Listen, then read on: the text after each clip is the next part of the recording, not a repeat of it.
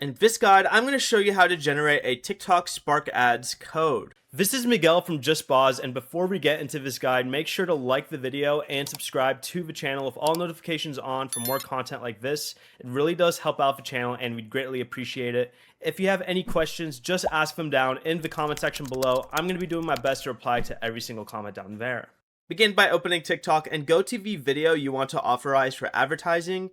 Tap the share button, then swipe through the options and select ad settings.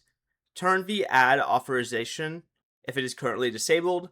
Next, choose how long you want the authorization to remain active, then tap generate code. Copy that code that TikTok provides, and you can now send this code to the advertisers so they can use your existing TikTok post as a Spark ad.